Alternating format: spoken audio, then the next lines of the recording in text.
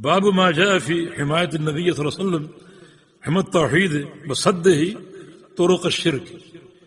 رسول اللہ صلی اللہ علیہ وسلم کا جناب توحید کی حمایت کرنا اور شرک کے تمام راستوں کو بند کر دینا. جو توحید کا پہلو اس کی ہمیشہ حمایت اور صیانت کرنا، اس کی حفاظت کرنا، اس کو بچانا ہر قسم کے تلوث سے، اور ہر وہ راستہ جو شرک کی طرف جاتا ہے اسے بند کر دینا. بالکل انہی الفاظ سے باب پہلے گزر چکا ہے. کچھ لوگ کہتے ہیں یہ تکرار ہے، ایک ہی لفظ کا باب، ایک ہی جملے کا باب، یہ تکرار ہے. حالانکہ تکرار نہیں، وہاں شرک کی طرف جانے والے جو راستے تھے وہ عملی شکل میں تھے اور یہاں قولی شکل میں. وہاں ان راستوں کی نشاندہی ہے جو انسان عمل سے انجام دیتا ہے، اور یہاں شرک کی طرف جانے والے وہ راستے ہیں جو انسان اپنی زبان سے اور اپنے قول سے انجام دیتا ہے. چنانچہ جو احادیث پیش کی ہیں ان سب کا تعلق قول اور زبان سے ہے، عمل سے نہیں. لہذا ہر وہ قول جو غلو کی طرف جاتا ہے رسول اللہ صلی اللہ علیہ وسلم اسے روکا کرتے، اسے بند کیا کرتے، کیونکہ غلو کا راستہ شرک کی طرف داخل کرنے والا اور پہنچانے والا ہے. تو اس طرح رسول اللہ صلی اللہ علیہ وسلم نے جناب توحید کی حفاظت کی اور شرک کی طرف جانے والے راستوں کو بند کیا. تو ایسی باتیں، ایسی گفتگو جن سے غلو کا راستہ کھلتا انہیں آپ منع کرتے اور روکتے.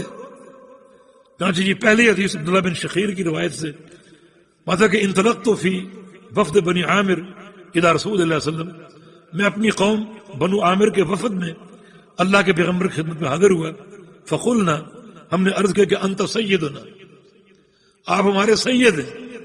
فقال، فرمایا السید اللہ، سید تو اللہ ہے، سید تو اللہ ہے. سید کا اطلاق مخلوق پر ہو سکتا ہے، لیکن اس حدیث سے ثابت ہوا اگر کوئی شخص آپ کو سید کہے تو آپ اس کو ٹوکیں، یہ اس کو ادب سکھائیں کہ سید تو اللہ ہے. جو انسانوں کی سیادت اپنے معنی میں درست ہے.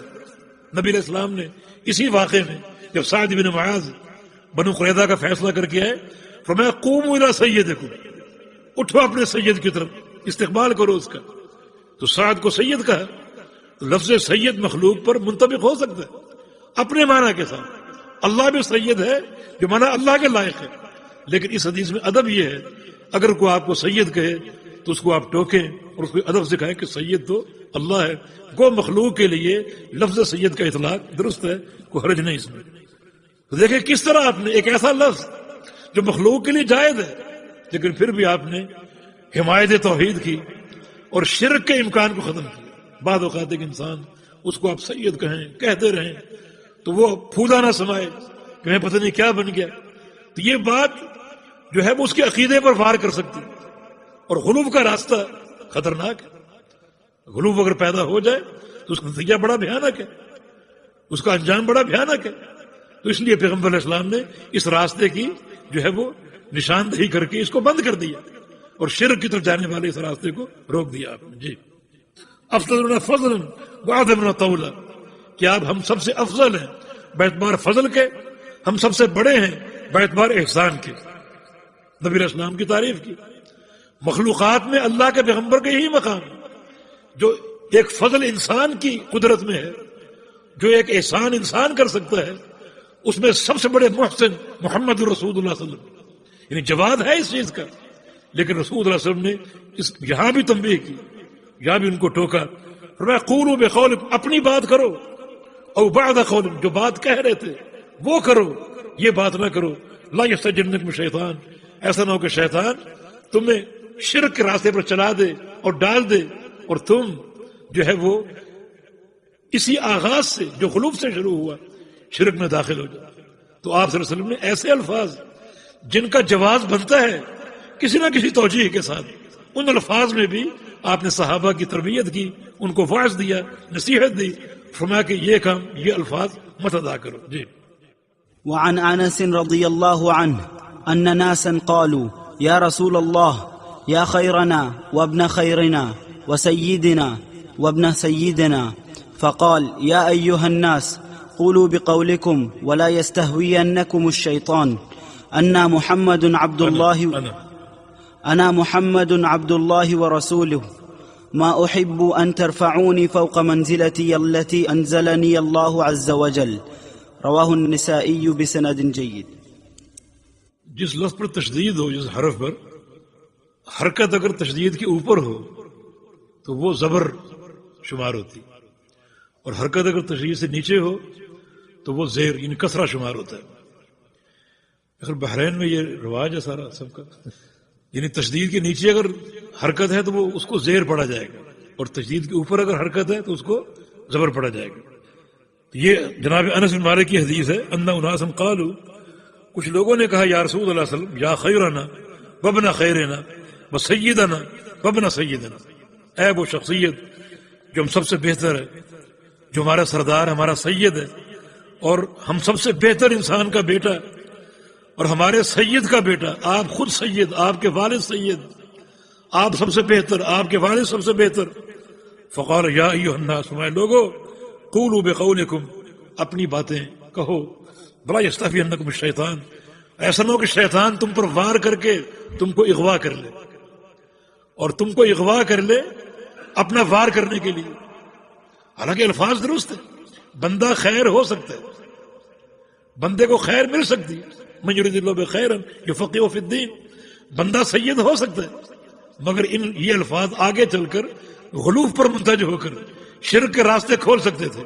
اللہ کے پیارے پیغمبر صلی اللہ علیہ وسلم نے اس معاملے میں لوگوں کو نصیحت دی اور روکا کہ ایسا مت کہو، اس سے شیطان مزید وار کر کے تمہیں بہکا سکتا ہے، غافل کر سکتا ہے، تمہارے اندر ایک عجب آ جائے اور اپنی شان کی بڑائی آ جائے، اور پھر یہ راستہ غلوف اختیار کر کے شرک پر منتج نہ ہو جائے. فرمایا کہ میں کیا ہوں، انا محمد، میں محمد ہوں، عبداللہ و رسول، اللہ کا بندہ اور اللہ کا رسول ہوں.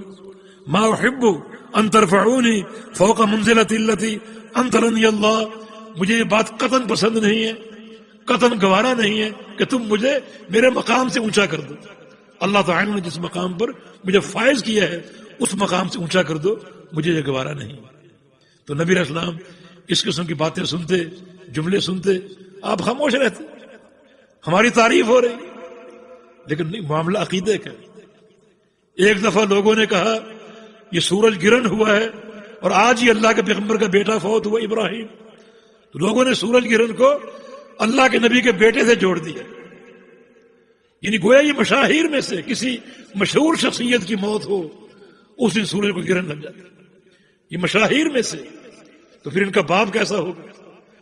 آپ خاموش رہتے، تعریف ہو رہی، شان بڑھ رہی، منبر قائم کیا، لوگوں کو جمع کیا، ان الشمس والقمر آیتان من آیات اللہ، لوگوں یہ سورج اور چاند اور سورج اللہ کی دو نشانیاں ہیں، انہیں گرہن لا ينکسفان لموت احد لا لحیاتہ، انہیں گرہن نہ کسی کے پیدا ہونے پہ لگتا ہے نہ کسی کے مرنے پر.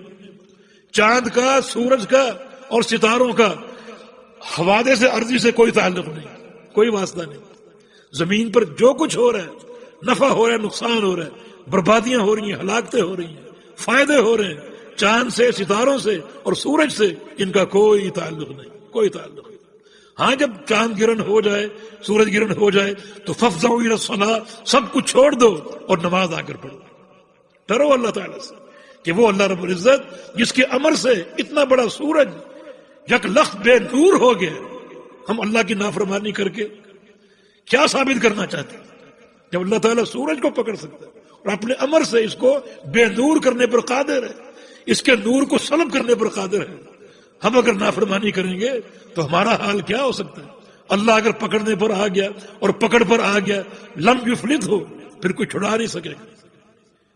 اللہ تعالیٰ کے قہر سے بچو، اس کا خوف رکھو اور اس کا ڈر اپنے اندر پیدا کرو. تو جناب محمد رسول اللہ صلی اللہ علیہ وسلم ان امور میں بھی جن کا تعلق عقیدے سے اور جہاں آگے چل کر شیطان اپنا وار کر سکتے، تنبیہ کرتے، صحابہ کو وعظ نصیحت دیتے. کفار قریش آپ کی شان میں گستاخیاں کرتے، آپ صبر کرتے.